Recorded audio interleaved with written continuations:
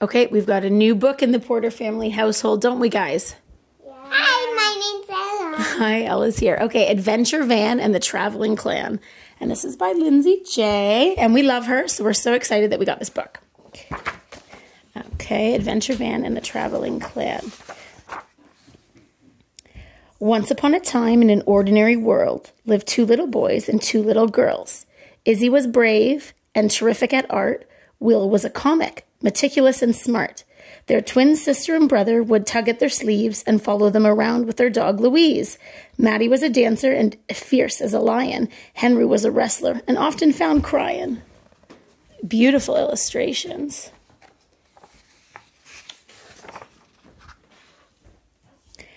On a hill they lived in a house made of stone with their mummy and daddy, who were never alone. They would scoot and swim and draw and paint. They would climb and build and stay up late. One morning they awoke at the crack of dawn, and to their dismay saw their house was gone. Poof, not a stone, not a chair, not a pot. It was gone, nothing left but a little green lot. But they still had their clothes and some food and a phone, so they went on a journey to find a new home. They traveled to Alberta in their old minivan, where the mountains tower and the fields are grand. They climbed through the friendly, white-capped peaks, and they toured through the rivers and the streams and the creeks.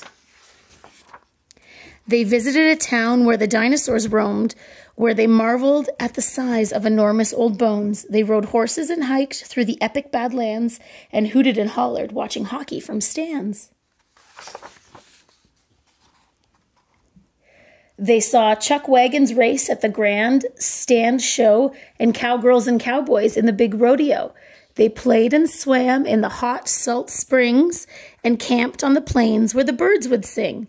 They rode and they hiked, turning over each rock, but no home was found for their little flock. Yet a piece of the foothills and the mountains above would remain in their hearts forever with love.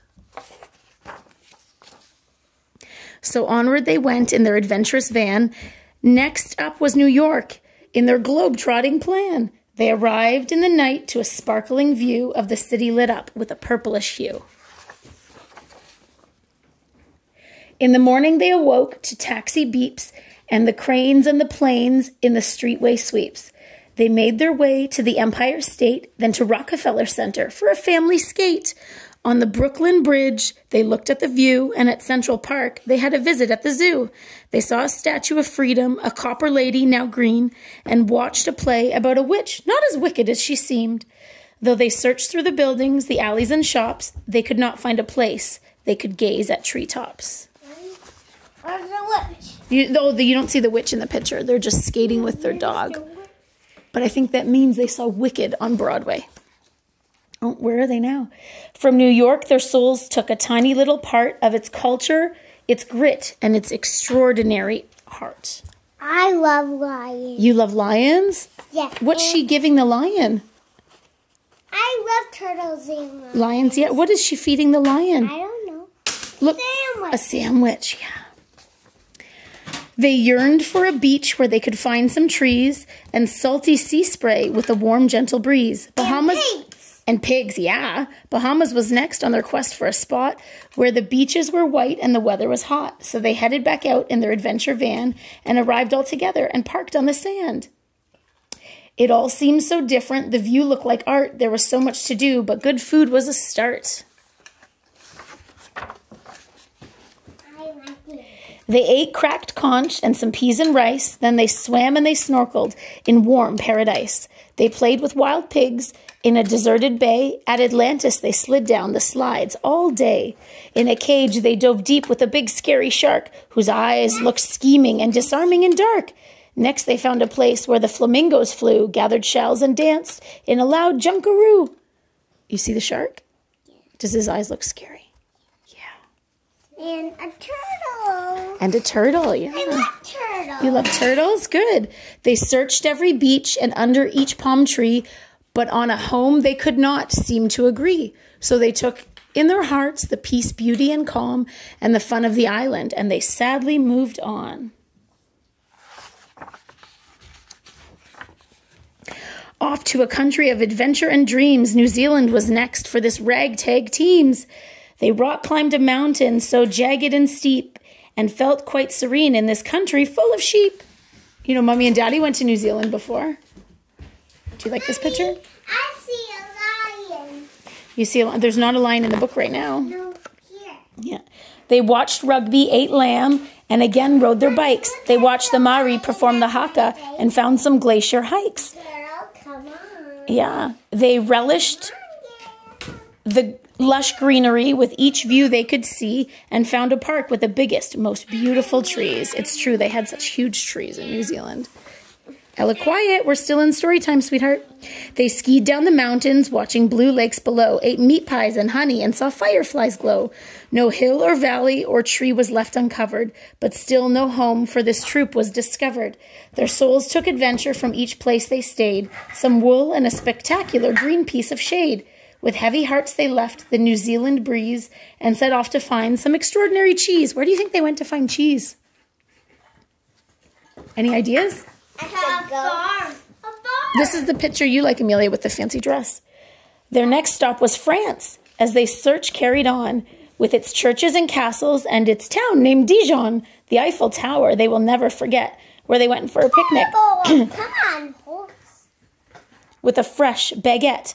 At the Louvre, they observed a smashing art show by a man who lost his ear, named Vincent van Gogh.